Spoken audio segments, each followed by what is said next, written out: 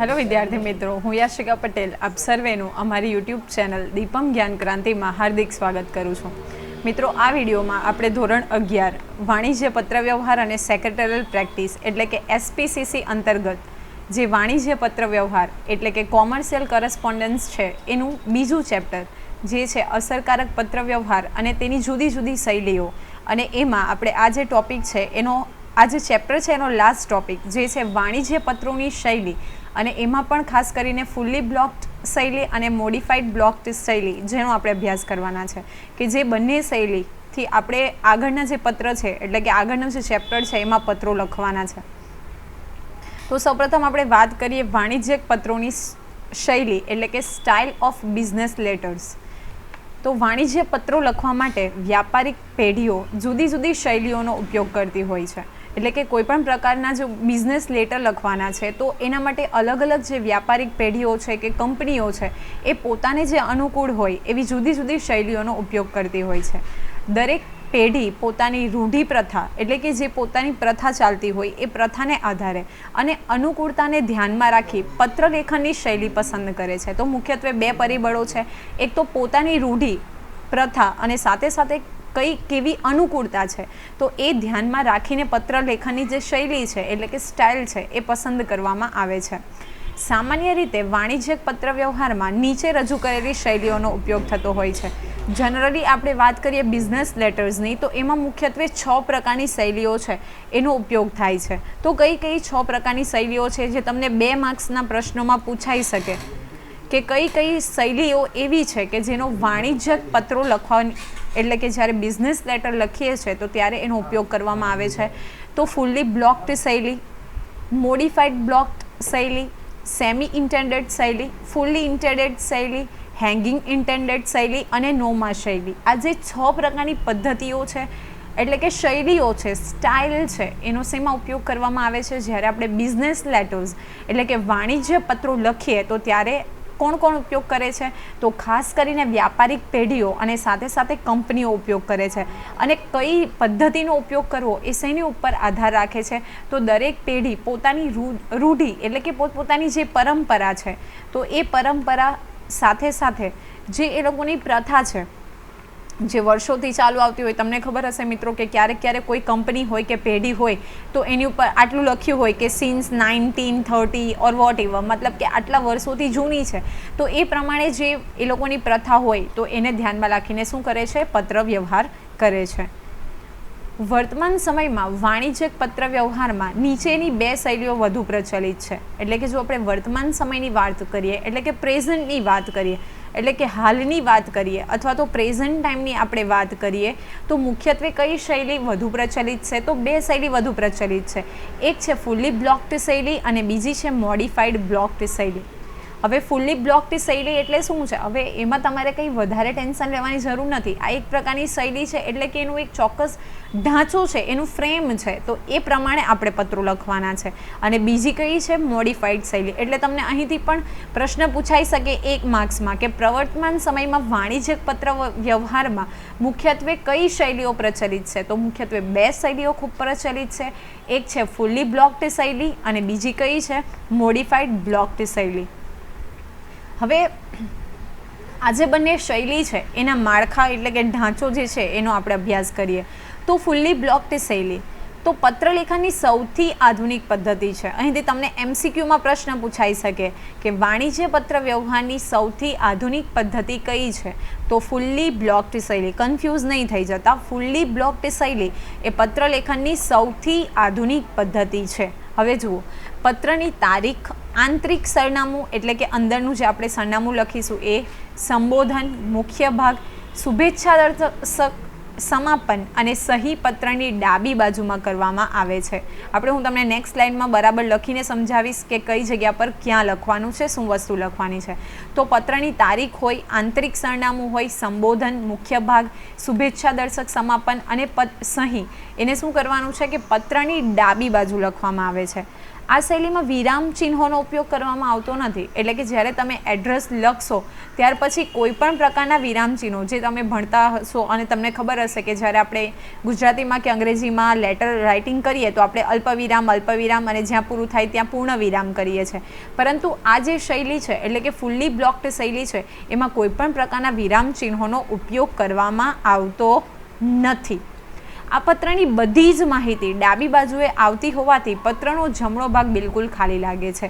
હવે માની લઈએ કે આ તમારું પેજ છે જેમાં તમે લેટર લખો છો, તો બધી વસ્તુ તમે શું કરશો, જે માર્જિન છે એને ટચ કરીને ડાબી બાજુથી લખશો, એટલે જે પત્રનો જમણી બાજુનો ભાગ છે એ કેવો લાગે છે, બિલકુલ ખાલી લાગે છે. સાથે સાથે આ જે શૈલી છે એટલે કે ફૂલ્લી બ્લોક્ડ શૈલી એ ટાઈપ કરવામાં ખૂબ જ સરળ છે. કેમ સરળ છે? કારણ કે બધી જ વસ્તુ તમે કેવી રીતે લખશો, ડાબી બાજુએ લખશો, એટલે કોઈ પણ પ્રકારના સેટિંગની ખાસ જરૂર નથી, એટલે કે ટાઈપ કરવામાં પણ આ શૈલી કેવી છે, ખૂબ જ સરળ છે. હવે આપણે જોઈએ ફૂલ્લી બ્લોક્ડ શૈલીનું માળખું. આ ખૂબ જ જરૂરી છે કારણ કે હવે પછીના આપણે જે પત્રો ભણવાના છે એ તમારે આ જ ફોર્મેટથી લખવાના છે. તો સૌપ્રથમ આપણે જોઈએ તો અહીં તમારી પાસે છે કે પત્રનો મધ્ય ભાગ. તો અહીં આ જે ભાગમાં તમે શું લખશો, જે પહેલી લાઈન છે એમાં તો તમારી કંપની અથવા જે તે પેઢી છે તો કંપની અથવા પેઢીનું નામ લખીશું આપણે, જે આપણો લેટર પેડ હોય કંપનીનો એની ઉપર લખેલું હશે.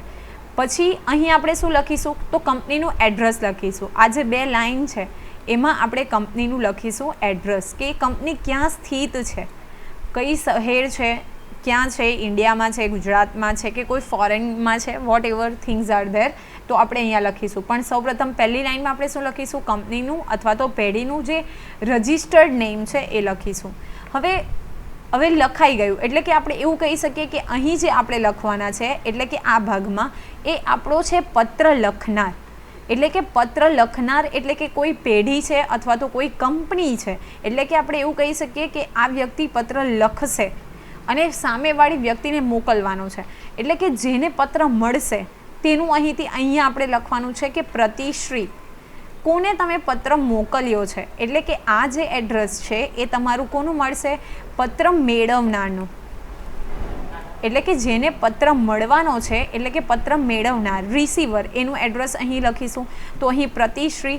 જો કોઈ કંપની હશે તો સૌપ્રથમ આપણે કંપની અથવા તો પેઢીનું પહેલાં નામ લખીશું. હવે કંપની અને પેઢીનું નામ લખીશું, પછી કયા હોદ્દેદારને આપણે પત્ર લખ્યો છે. ધારો કે આપણે માની લઈએ કે હું અહીં મેનેજરને પત્ર લખું છું, તો અહીંયા હું લખીશ મેનેજર શ્રી, પછી કંપનીનું નામ અને એનું એડ્રેસ લખીશ. ઓકે, અને અહીં લખીશ એની જે ડિટેલ છે એ. સાથે સાથે અહીં હું લખીશ તારીખ કે અહીં આપણે એ જ લખીશું કે પ્રતિશ્રી એટલે કે કોને મળવાનું છે એ. હવે મેં તમને કીધું એ પ્રમાણે કે ફૂલ્લી બ્લોક્ડ શૈલી છે એ બધી જ વસ્તુ આપણે કઈ બાજુ લખીએ છીએ, ડાબી બાજુ લખીએ છીએ. એટલે કે સૌ પ્રથમ જે અહીં લાઈન છે પહેલી લાઈન એમાં આપણે લખીશું વિષય, કે કયા વિષયને અનુરૂપ આપણે પત્ર લખ્યો છે. આપણો જે પત્ર લખાયેલો છે ફૂલ્લી બ્લોક્ડ શૈલીમાં, તો એ પત્ર લખવાનો હેતુ શું છે, તો એ જે હેતુ છે અથવા તો પત્રનો વિષય છે એ આપણે પહેલી લાઈનમાં લખીશું. પછી આપણે લખીશું કઈ સન્માનવાચક શબ્દ કે પ્રતિશ્રી, સાહેબ, શ્રી, વોટ એવર તમારે જે લખવું હોય એ તમે લખી શકો. અને પછી આ જે બાકીની જે લાઈનો બચશે તેમાં આપણે લખીશું પત્રનો આંતરિક ભાગ, અને આપણે શું કહીશું, પત્રનો આંતરિક ભાગ તરીકે ઓળખીશું.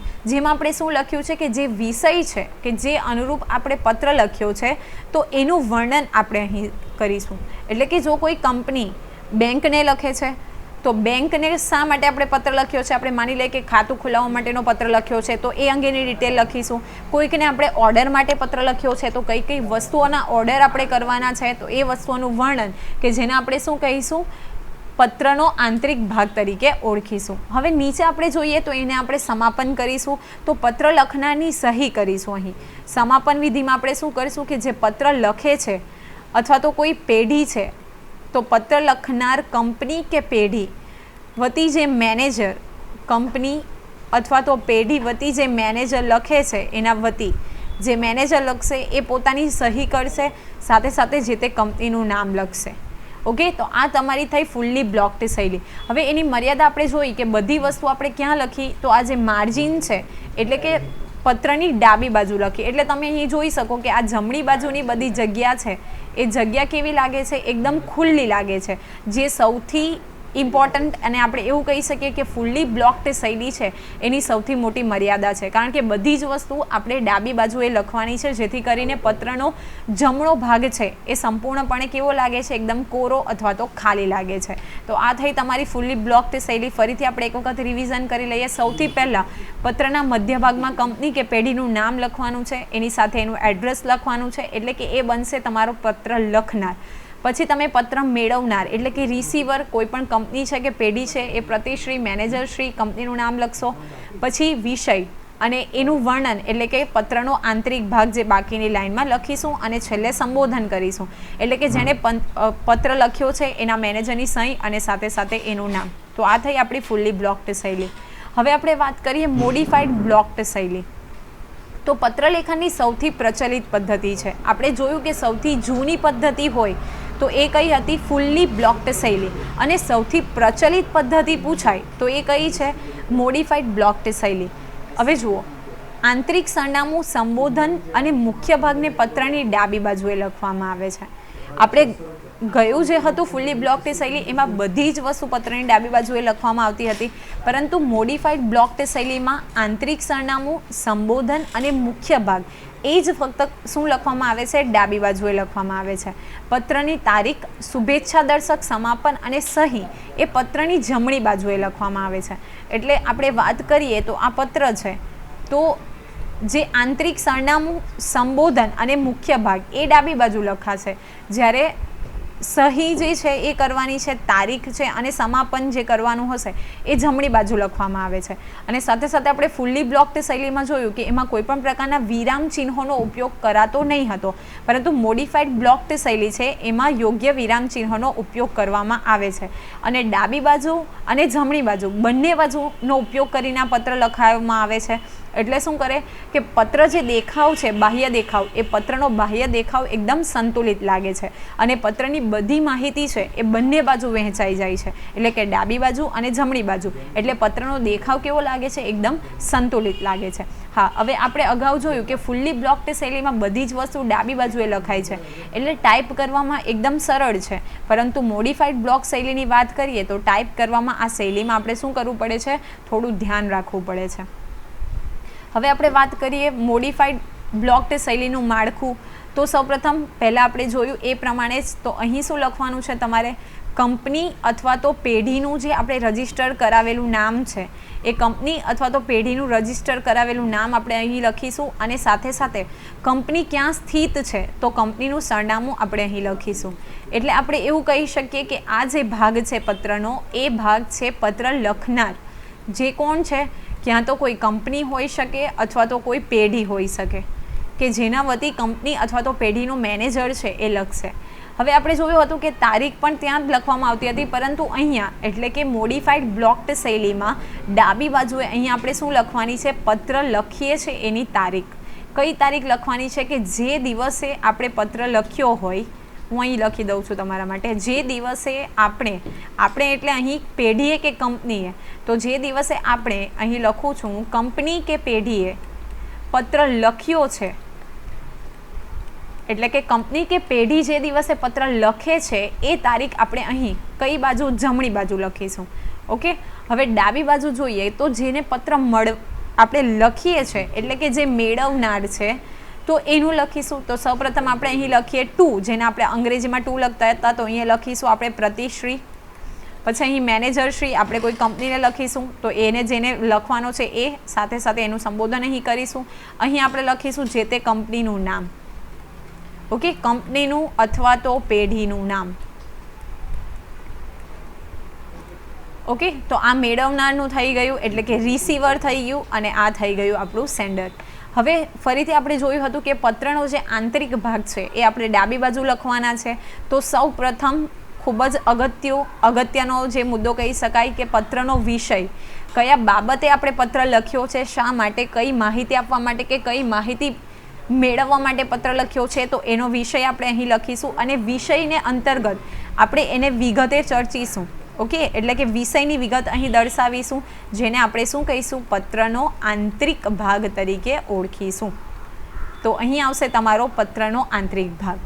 ઓકે, આ ખૂબ ધ્યાન રાખવાનું છે. હવે આપણે જે ફૂલ્લી બ્લોક્ડ શૈલી હતી એમાં આપણે જોયું હતું કે જે છેલ્લે આપણે સમાપન કરીએ છીએ તો એ પણ આપણે ડાબી બાજુ કરતા હતા, પરંતુ અહીંયા એટલે કે મોડિફાઈડ બ્લોક્ડ શૈલીમાં આપણે જે સંબોધન કરીશું તે આપણે ક્યાં કરીશું? જમણી બાજુ. એટલે આપણે અહીં પહેલાં ફરીથી લખીશું કે જે તે વ્યક્તિનું નામ, કંપનીનું નામ, મેનેજરનું નામ હું અહીંયા લખું છું. મારું નામ લખી દઉં છું અહીંયા કે યાશિકા પટેલ. હવે આપણો જે તે કંપનીનો હોદ્દો જે છે, સપોઝ હું માની લઉં કે મેનેજર શ્રી કોઈ કંપની છે XYZ, તો હું અહીંયા લખી દઈશ અને પછી મારી સાઇન કરીશ. તો આ શું આવશે? મોડિફાઈડ બ્લોક્ડ શૈલી. એટલે બે શૈલી તમારે ધ્યાનમાં રાખવાની છે, ફૂલી બ્લોક્ડ શૈલી અને મોડિફાઈડ. તો મોડિફાઈડ શૈલીમાં આપણે શું લખીશું? વચ્ચે કંપની અથવા તો પેઢીનું નામ લખીશું, ડાબી બાજુ તારીખ અને સાથે સાથે જે અંતિમ આપણે સમાપન કરીશું એ લખીશું. જ્યારે મેળવનાર જે વ્યક્તિ છે તો એ વિશેની જે આપણે આંતરિક સંબોધન કરીશું એ આપણે ડાબી બાજુથી કરીશું અને બાકીનો જે આંતરિક ભાગ છે એ પણ આપણે ડાબી બાજુ લખીશું. હવે આપણે જે ફૂલી બ્લોક શૈલીમાં જોયું હતું કે બધી જ વસ્તુ આપણે ડાબી બાજુ લખતા હતા, તો પત્રનો જે જમણી બાજુનો ભાગ એ એકદમ કોરો લાગે છે, પરંતુ અહીંયા શું છે કે બંને બાજુ લખીએ છીએ, ડાબી એઝ વેલ એઝ જમણી બાજુ લખીએ છીએ. ડાબી અને જમણી બંને બાજુ આપણે લખતા હોઈએ એટલા માટે આ જે પત્ર છે એ દેખાવમાં કેવો લાગે છે? સંતુલિત લાગે છે. અને એટલા માટે જ રીઝન છે કે શા માટે આ પત્ર સૌથી વધુ પ્રચલિત બન્યો છે. કારણ એ જ છે કે સંતુલિત લાગે છે અને સાથે સાથે એકદમ ઓફિશિયલ લેટર લખતા હોય એવું લાગે. આશા રાખું છું કે તમને આમાં સમજ પડી ગઈ હશે, અને જો તમને મારો વિડીયો પસંદ પડ્યો હોય તો લાઇક કરો, શેર કરો અને હા, અમારી ચેનલને સબસ્ક્રાઈબ કરવાનું ભૂલશો નહીં. ત્યાં સુધી હું રજા લઉં છું. Take care, good bye and thank you.